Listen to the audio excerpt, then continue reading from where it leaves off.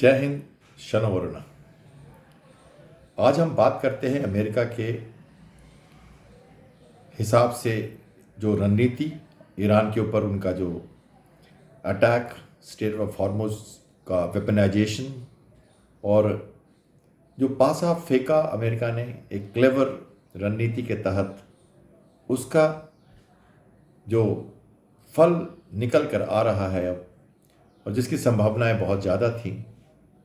ये लड़ाई गल्फ की थोड़ी different ground operations, global terrorism and war of terrorism जो अमेरिका कर रहा था, अफगानिस्तान, इराक, ईरान, सीरिया, जहाँ भी आप देखते हो अमेरिका ने पहले की, और इससे अलग सोच कर आया इस बार अमेरिका, जिसकी तैयारी की बातें मैंने 3-4 वीडियोस में पहले की हैं। मैंने सारी बातें बताई 2021 से 25 तक क्या क्या हुआ अफगानिस्तान से निकलने के बाद, और इंटेंट वर्सेस डेंट, बाइडेन और सेक्रेटरी ऑफ वॉर जो थे पहले लॉर्ड ऑस्टिन 25 तक, उनकी तैयारी, उसका इंटेंशंस, और उसकी लाइन टो करते हुए ट्रंप, उनके जो सेक्रेटरी ऑफ वॉर हैं, और खुद ट्रंप और admiral Brad Cooper central command पे बैठकर जो लड़ रहे हैं अभी इस वॉर को। इन सबों के बैकग्राउंड में मैं आगे बातें करना चाहता हूँ, और वो ये कहना चाहता हूँ मैं कि देखिए, एक रणनीति होती है जिसमें कहीं पे निगाहें, कहीं पे निशाना आता है, और वहाँ अमेरिका ने बड़ी सोची समझी नीति के तहत ट्रंप को पॉलिटिकल हेड और कमांडर इन चीफ भी हैं वो, लेकिन ज़्यादा पॉलिटिकल हेड की तरह बातें करते रहते हैं, मसल पावर फ्लेक्सिंग्स पूरी दिखाते हैं, और पीछे जो डायरेक्शंस हैं मिलिट्री को वो क्लियर है और बहुत ही कंसाइज है, बहुत ही फोकस्ड है, और बहुत सोची समझी स्ट्रैटेजिक एम्स के साथ है। Annihilation, regime target, infrastructure target, oil energy targets और मिलिट्री टारगेट्स, ये सब करने के बाद अब वो वॉर को रोकना 40 दिनों के बाद, और उसके बाद ब्लॉकेट करना। ये बातें मैं फिर से दोहराना चाहूँगा कि मैंने इन बातों की चर्चा लगातार 6 या 7 मार्च से करनी शुरू कर दी थी, और एक ही कंसिस्टेंट व्यू में रहा कि यही तरीका होगा, और आगे अमेरिका अगले कोर्स ऑफ एक्शंस में क्या क्या करेगा, मिलिट्री अटैक्स के अलावा स्लो ब्लीडिंग कैसे करेगा। जो मैंने फिर से कह दूं मैं, jugular veins, catching Iran by jugular veins, काम anchor, pivoting central command ability from anchor on ground to boots on ground to anchor on ground. कहने का मतलब वो घेराबंदी करेगा अमेरिका गल्फ में, जिसकी तैयारी उसने बहुत दिनों से की है। मैंने ये बातें मैं पिछली वीडियो की जस्ट एक रिकैप दे रहा हूँ, आगे की बात करना चाहता हूँ। अब यूएसएस पीटरसन का, वैसे तो पहले जल्दी से फिर से एक रिकैप दे दूँ। कतार के अटैक के बाद युद्ध बंद हुआ पिछली बार, और अब इस बार कतार के अटैक से शुरू हुआ, और पासा फेंका गया था कि वेपनाइजेशन होगा स्टेट ऑफ हॉर्मुज का, पता था अमेरिका को, और ईरान ने वही किया। उस पासे में वो फंसा, और उसने स्टेट ऑफ हॉर्मुज को बंद करके पूरे विश्व का ध्यान आकर्षित करके, और कई जगह कंडेमनेशन डिप्लोमेटिक फ्रंट पे भी, यूनाइटेड नेशन में भी, कि स्टेट ऑफ हॉर्मुज को बंद क्यों किया है। ब्लॉकेज किया था अमेरिका ने। यहाँ पे मैं एक बात कर दूँ, ब्लॉकेज एक टेम्पररी घटना है। आप किसी गली को बंद कर दो, कहीं माइन लगा दो, कहीं एक्सीडेंट हो जाए और कहो कि अभी रास्ता बंद हो गया, या बाय फोर्स आप कहो कि इतनी दूर तक अभी नहीं आ सकते तुम, ये वाला रास्ता बंद है, यहाँ से आओगे तो ये करना पड़ेगा, वो करना पड़ेगा। वो किया अमेरिका ने, ईरान ने, उसको ब्लॉकेज कहते हैं। अमेरिका वेट करता रहा एनिहिलेट करके, और उसके बाद जब उसने वॉर रोकी तो उसको पता था कि विश्व उसकी थू करेगा, तो गुड बॉय सिंड्रोम के रूप में उसने कहा कि स्टेट ऑफ हॉर्मुज को खोलो, मुझे फ्रीडम ऑफ नेविगेशन चाहिए। 500 शिप अटके हुए हैं अंदर खाड़ी में, उनको बाहर निकालना है। अमेरिका वो कह रहा है, उसने टॉल टैक्स लगा के एक और फांसे में फंस गया, और अंदर धंस गया वो दलदल में। ईरान और प्रॉब्लम कर दी उसने 2 रूट बना के, तो वहाँ भी अगेन फिर अमेरिका के हित में ही बात जा रही थी। फिर से उसको अमेरिका ने एक तरह से अपने चंगुल में ले लिया, पूरी तरह से दबोचने के बाद, एनिहिलेट करने के बाद मिलिट्रली, और उसके बाद उसने ब्लॉकेड लगा दिया। No blockage versus blockade. Blockade एक लीगल टर्म है, United Nation convention of law at sea 298 article 1B का पात्र है। डिक्लेरेशन, लैटिट्यूड, लॉन्गिट्यूड, टाइम देना न्यूट्रल शिपिंग को निकलने का, और माइट होना आपके पास नेवल फोर्स इंप्लीमेंट करने के लिए, इफेक्टिव होना ब्लॉकेड का, बहुत सारे क्लॉजेज हैं उसमें। इन सबको जिसके पास करने का दम होता है अश्वमेध यज्ञ है एक तरह से, एक घोड़ा छोड़ दिया उसने, अगर पकड़ोगे तो लड़ो और नहीं पकड़ोगे तो तुम्हारी सॉवरेनिटी मेरे पास। तो वही किया उसने, ईरान पे लगाया ब्लॉकेड उसने, बाकी लोगों पे नहीं लगाया। ब्लॉकेड में न्यूट्रल शिपिंग्स को फ्रीडम दिया जाता है, हटने का मौका दिया जाता है और उन पर अटैक नहीं किया जाता। उनकी गारंटी को भी सुरक्षित तो नहीं कहेंगे पर एक सुरक्षित दिशा में ले जाया जाता है और बाद में वो एरिया क्लियर हो जाता है। यहाँ थोड़ी कॉम्प्लिकेशन है, यहाँ पे शिप्स स्टिल वहाँ पर हैं और उनकी सुरक्षा की गारंटी अमेरिका के पास चली जाती है, तो थोड़ा और भी कॉम्प्लिकेटेड ब्लॉकेड है। वरना अगर वॉर हो सिचुएशंस तो बेलिजरेंट कंट्री के अगेंस्ट में ब्लॉकेड करके एक टाइम देके न्यूट्रल शिपिंग्स को हटा दिया जाता है और वार्निंग दी जाती है कि इस एरिया में ना हो, कंटेस्टेड वाटर्स हैं, इसलिए यहाँ पर आने से आपको खतरा है।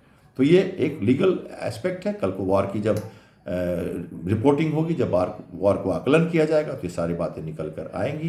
एडमिरल ब्रैड कूपर जो सेंट्रल कमांड के चीफ हैं, उनके बारे में बातें होंगी और उनको सुना जाएगा या समझा जाएगा जब हमारे मिलिट्री स्टूडेंट्स या एनालिस्ट या इंटरनेशनल अफेयर्स के लोग इसको कहेंगे। तो ये ज़रूरी था कि अमेरिका की बात हम समझें कि उसने ब्लॉकेड कर दिया, और ब्लॉकेड सिर्फ ईरान पर नहीं, पूरे ओशन पे कहीं भी ईरान की वॉर बेजिंग कैपेसिटी, उनके शिप्स अगर पकड़े जाएं, कॉन्ट्राबैंड कंट्रोल कहते हैं जिसको, उसमें वो शिप टू शिप ट्रांसफ़र करें, अगर मिसाइल टेक्नोलॉजी या कोई भी सामान ले जा रहे हों उसको भी वो पकड़ेंगे, मारेंगे। जिसका भी डिस्प्ले वो कर रहे हैं, कोई चैलेंज नहीं कर पा रहा है इसको, क्योंकि टकराव की स्थिति बनती है।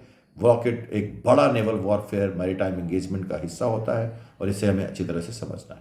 अब इसके बाद नेक्स्ट स्टेज, फिर मैंने कहा कि ऑपरेशन प्रॉस्पेरिटी गार्डियन जो अमेरिका ने चलाया हूती के अगेंस्ट में 2023-24 में,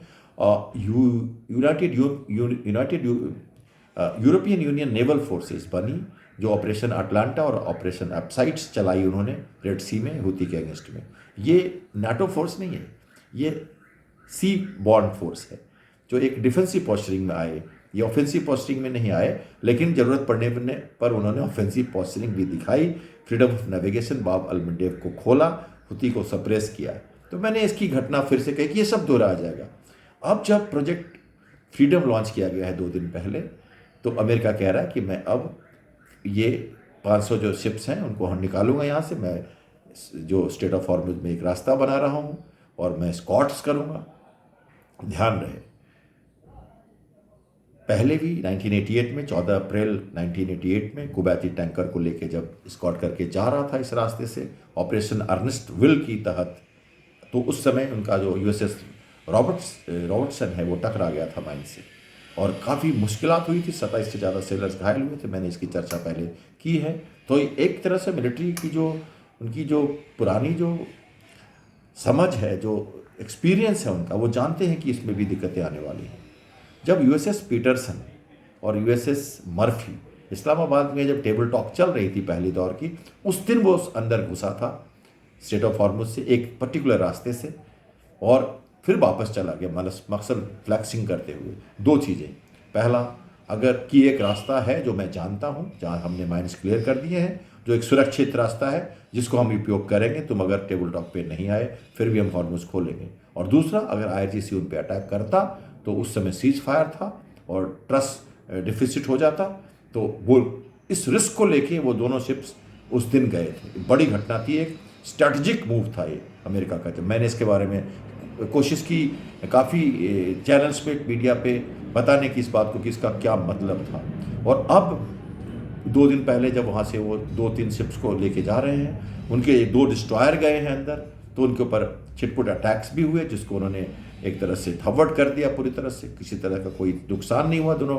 डिस्ट्रॉयर को, और ट्रंप ने वार्निंग दी और उनके सेक्रेटरी ऑफ जो वॉर हैं उन्होंने भी कहा, और केन भी जो हैं, जो joint chief of staff committee के जो हेड हैं, उन्होंने भी कहा, जनरल केन ने, कि ये अभी सीज फायर ख़त्म नहीं हुआ है और आप ऐसा नहीं कर सकते, क्योंकि हम तो वो काम कर रहे हैं जो फ्रीडम ऑफ नेविगेशन के तहत वॉर के लिए नहीं, पीस के लिए कर रहे हैं। हम रास्ता बना रहे हैं और टैंकर्स को स्कॉट आउट कर रहे हैं ओमान की खाड़ी की तरफ।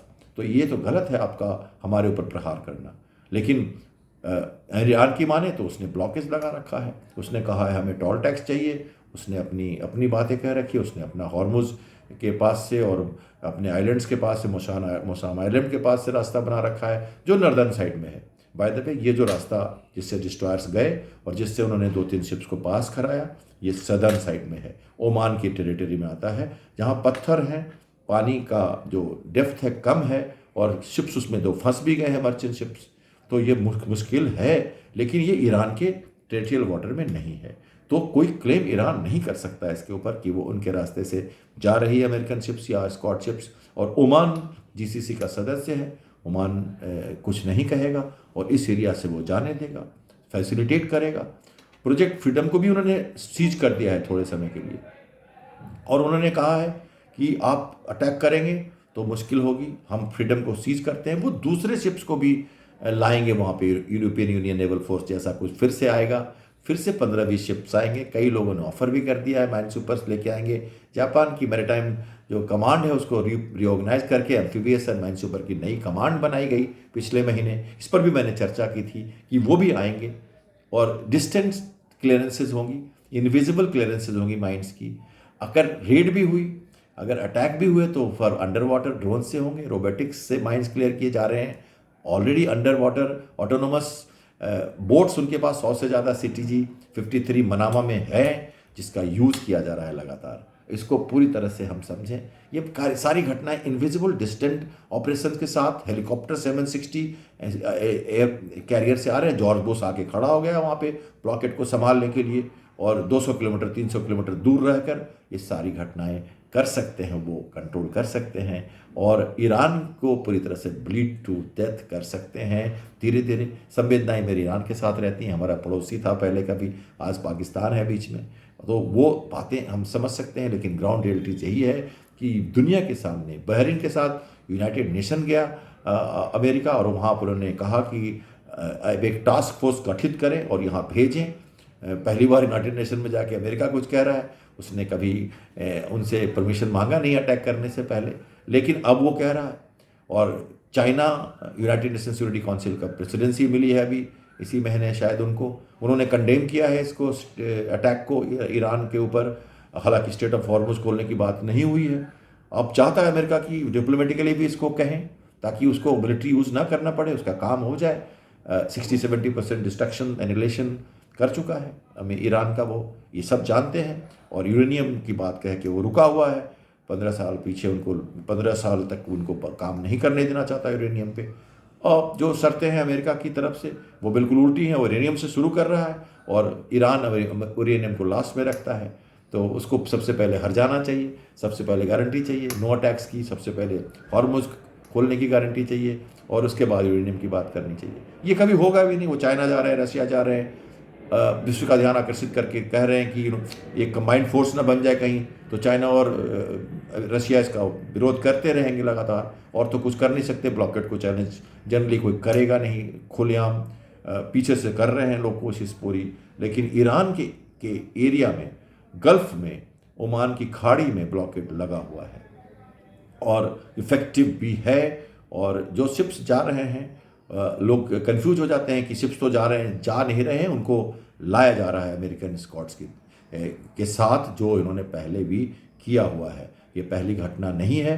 अमेरिका जानता है रिस्क को, माइंस रिस्क को समझता है, और जो लोग इसको नहीं मानते, नहीं समझते, उन्हें शायद समुद्री जो लड़ाई है उसकी जो तरीका है लड़ने का, जो इनविजिबल स्लो प्रोसेस है, जो इनडायरेक्ट अप्रोचेज होते हैं इसकी लड़ने के, वो सबको हमें थोड़ा सा डिस्टिंक्टली देखना होगा, समझना होगा, तब इसका आकलन अच्छी तरह से हम कर पाएंगे। मुझे अब ये लगता है कि अब ये यूरोपियन यूनियन नेवल फोर्सेस या कोई दूसरा फोर्स आएगा, और आप सुनिए ट्रम्प का बयान, हम यहाँ से चले जाएंगे और दे देंगे आपको, आप इसको ठीक करो। मैंने कहा था कि मिडिल ईस्ट को गिफ्ट मिलेगा स्टेट ऑफ हॉर्मुज का फंक्शनल कंट्रोल, यूएई के हाथ में, सऊदी अरब के हाथ में, ओमान के हाथ में देके तभी अमेरिका मानेगा, सामने नहीं रहेगा, पीछे से सपोर्ट देगा। ये बातें जब मैंने कहनी शुरू की तो मुझे तो बड़ी क्लियरिटी थी इसमें, लेकिन थोड़ी मुश्किलात हुई मुझे कई एंकर्स के साथ, कई चैनल्स के साथ, कई लोगों के साथ, पर मैंने अपने व्यूज़ चेंज नहीं की हैं। और आज भी मैं ये कहूँगा कि बिल्कुल जो आकलन फर्स्ट वीक ऑफ मार्च से मैंने किया। यूएई की अटैक से शुरुआत की, सबसे ज़्यादा अटैक यूएई पे क्यों हो रहा है, आखिर यूएई का क्या रोल बनेगा आगे, और यूएई को क्यों इसमें इन्वॉल्व किया जाएगा। यूएई ने अपनी माइन सुपर्स भेजने, माइन सुपर के लिए, अपने माइन सुपिंग के लिए उसने अपनी परमिशन दी है, उसने मिलिट्री को भी यूज़ करने के लिए खाड़ी में कहा है मैं करूँगा। ओपेक से बाहर आ गया है वो, एक ऑफेंसिव पॉस्चरिंग में, एक प्रोएक्टिव पॉस्चरिंग में आप यूएई को देख रहे हो। उसके एडनॉक की जो फुरैया में जो अटैक हुआ है उस पर भी क्वेश्चंस माने जा रहे हैं। 400 किलोमीटर की जो एडनॉक उसने पाइप खोली थी ओमान की खाड़ी में, उस पर भी मैंने बताया था। और ईस्ट वेस्ट लाइन जो रेड सी में खोली है सऊदी अरेबिया ने, उस पर भी मैंने अल्टरनेट रूट्स की बात की थी। इन सबों पे भी खतरा है। अभी अल्टरनेट रूट्स नहीं चाहेगा ईरान कि बने, और चाहेगा कि ये weaponisation of state of Hormuz बरकरार रहे, विश्व का ध्यान वहीं रहे, और वहाँ से वो लीवरेज लेके कोशिश करे अमेरिका को दबाना। चाइना रशिया के थ्रू मिलकर वो भी कोशिश कर रहा है अपनी तिगड़ी बनाने का। तो ये सारी बातें एक साथ चल रही हैं। कई सारी चीज़ें अभी और होनी बाकी हैं, लेकिन अमेरिका एक नीति के तहत सफलता के साथ एनिलेशन के बाद पासा फेंक कर स्टेट ऑफ हॉर्मुज पे ध्यान आकर्षित करके अब उनको उनसे बंद करा के अब उनको खोलने के लिए अपनी शक्ति, अपना डिप्लोमेटिक प्रभाव, अपनी जो जो जो कंबाइंड फोर्सेस हैं, मैरिटाइम फोर्सेस हैं, कंपोजिट टास्क फोर्स जो वर्ल्ड की बनती है फ्रीडम ऑफ नेविगेशन के लिए, उसका भी इस्तेमाल करते हुए गुड बॉय बनते हुए और अब वो सब कर रहा है जिसकी संभावनाएं बहुत कम दिखती थी लोगों को। तो संजय की दृष्टि से महाभारत देखना कभी कभी अच्छा लगता है। और ये बातें अब इस बार मैंने थोड़ी लिख के डाली, थोड़ी आर्टिकल्स में डाला, थोड़ी इनको मैंने एक चिन्हित कर दिया अपनी बातों को, और टीवी के शो के थ्रू और कुछ आर्टिकल्स के थ्रू भी डाला, ट्विटर पे, फेसबुक पे, इंस्टाग्राम पे, छोटे छोटे कमेंट्स के साथ और आर्टिकल्स के साथ। तो अब मुझे लगता है कि शायद सब कुछ करीब करीब वहीं चल रहा है जैसे चलना चाहिए था अमेरिका की दृष्टि से। हाँ, मैं उनके जो सेक्रेटरी ऑफ वॉर हैं उनकी संवाददाता सम्मेलन में जो उन्होंने कहा अपनी 40 दिनों की लड़ाई के बाद, जो जनरल केन ने कहा संवाददाताओं के प्रश्नों का उत्तर देते हुए, ट्रंप की आपकी एक के बाद एक आप जब सारे आकलन उनके डायलॉग्स के करोगे, डिसेप्शंस को करोगे, उनके जो तरीके हैं बात करने के, वो डिलेमा में डालते हैं लोगों को, उनको भी करोगे, लेकिन जब उनको सबको जोड़ के आप देखोगे, एडमिरल ब्रैड कूपर की जो स्टेटमेंट्स हैं उनको सब सॉरी उन सबको जोड़ कर देखोगे, तब ये लगेगा कि वॉर का आकलन उस डायरेक्शन पे जाना चाहिए जहाँ ये जा रहा है। अभी बहुत कुछ देखना बाकी है। पानी का उबाल अभी भी ठंडा नहीं है गल्फ़ में, और खारा ही है। इसको मीठा करेगा ही अमेरिका, थोड़ी और कोशिश करेगा, इनडायरेक्ट अप्रोचेस लाएगा। और स्वर्णिम युग की शुरुआत जो मिडल ईस्ट में ट्रंप ने कहा है 40 दिनों के बाद, युद्ध के रुकने के बाद, तो मेरा जो कहना था कि वो मिडल ईस्ट को स्टेट ऑफ हॉर्मुज को गिफ्ट करेगा। तो ये वंस फॉर ऑल अब ईरान का वर्चस्व इस एरिया से ख़त्म करने की मेन मंशा के साथ इस बार अमेरिका आया था। हिजबुल्ला, इजराइल, ग्रेटर इजराइल और एग्जिस्टेंशियल थ्रेट वो सब अलग, उनकी कहानी अलग, और गल्फ़ की कहानी अलग। हमें इसे 2 भागों में बांट कर देखना होगा। और फिलहाल मैं गल्फ़ की बात लगातार कर रहा हूँ और करता रहूँगा। देखते हैं अब प्रोजेक्ट फ्रीडम कितना सक्सेसफुल होता है, कैसे होता है, और इसमें क्या एडिशंस, क्या ऑल्ट्रेशंस, क्या मॉडिफिकेशंस किए जाते हैं। ब्लॉकेड चालू रहेगा, और लोग आएंगे यहाँ पे, दूसरे शिप्स भी आएंगे डिफेंसिव पोस्चरिंग में, ज़रूरत पड़ने पे offensive posturing. Overnight political will के साथ बदल जाती है नेवल शिप्स की। यही सबसे बड़ा फैक्टर है नेवल वॉरफेयर का, कैपेबिलिटी है नेवल वॉरफेयर की। Surprise and change of role होता आ रहा है पुराने ज़माने से, और फिर होगा ज़रूरत पड़ने पे।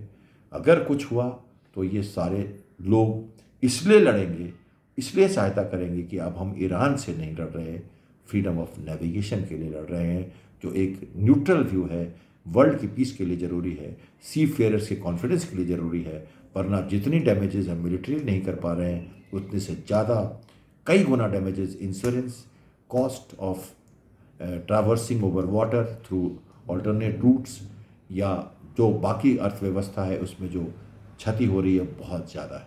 तो कॉस्ट ऑफ वॉर कुछ भी नहीं मुकाबले की जो फ्रीडम ऑफ नेविगेशन जो इमीडिएट रिक्वायरमेंट है हमारे वर्ल्ड के लिए, पीस के लिए, शांति के लिए। फिर मिलेंगे दोबारा और आकलन के साथ। तब तक के लिए धन्यवाद। जय हिंद। शनो वरना।